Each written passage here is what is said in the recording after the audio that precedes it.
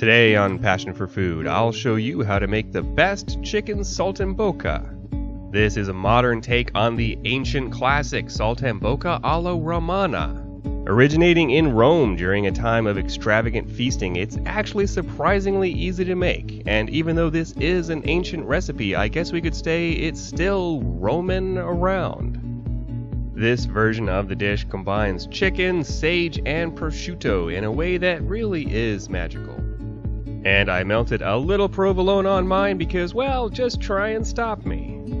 And the name of this dish literally translates to jump in your mouth chicken. So let's jump off here and get started. Now, the original Saltimbocca alla Romana called for veal, but we're going to be using chicken today, and I'm going to be making 2 servings, so I have 1 freakishly large chicken breast.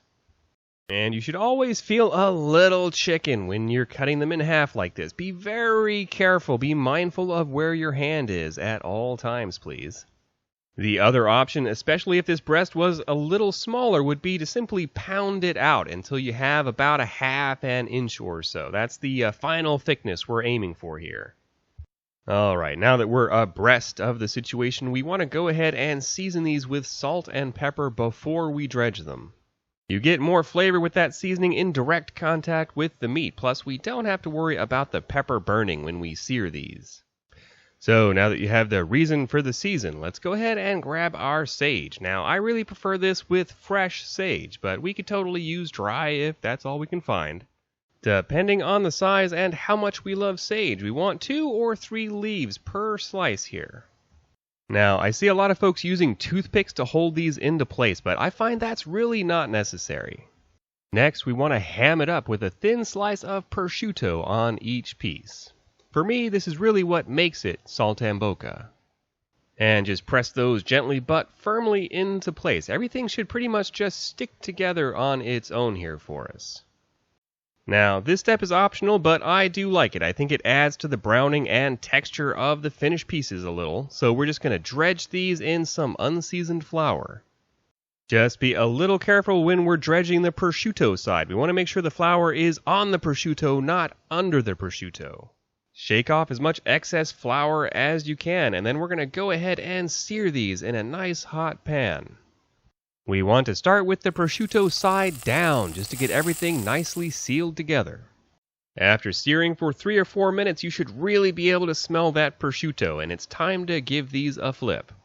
We can see that beautiful color on that prosciutto, and it really gets super crispy. So we'll just let the other side sear up for us for another 4 or 5 minutes, and once we have a nice color on that side as well, we can go ahead and pull these off. Now, I'm actually going to finish mine in a cast iron pan in the oven.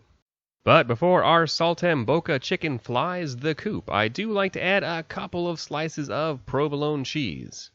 This is not necessarily the most traditional addition, but I really like it. So we'll just bake that in a 350-degree oven for about 10 minutes. Which, as it turns out, is the perfect amount of time to make this amazingly easy garlic wine sauce, starting with about 4 cloves of chopped garlic, along with about a cup of a nice wine that you would actually drink. Don't come in here with some kind of nasty cooking wine where you're like, I wouldn't want to drink that. No, don't put that in there. And we're just going to simmer this until the wine is pretty much all the way reduced. That's going to concentrate those flavors and extract a lot of taste from that garlic. Now that we have that beautiful garlic wine reduction, we want to go ahead and add 1 cup of a good quality chicken stock. Now, the wine has added a lot of sweetness here, so we do want to pause and crack in some fresh ground black pepper, as well as a pinch of salt to taste. Some people like to add butter at this point, but I don't feel like I get quite enough body that way, so I'm going to be adding about a tablespoon of cornstarch, just mixed in with some cold water here to get that nicely thickened up for us. As we can see, that garlic white wine sauce thickens up immediately, so we can go ahead and serve this beautiful chicken Saltimbocca. As beautiful as this looks with that melted provolone, it tastes twice as good. There's a reason the name literally translates to jump in your mouth. It's just that good. Top that with some of our beautiful garlic wine sauce, and this is a meal fit for an emperor. So I really hope you Caesar the day and give this a try. So, what foods are you passionate about? Is there something you would like to see me prepare next? Let me know in the comments below. I really hope you've enjoyed today's episode of Passion for Food. If you have, give me a thumbs up below and don't forget to subscribe and hit that little bell so you don't miss our future videos. And check out one of our other awesome recipes playing on the screen now. This has been Graham with Passion for Food.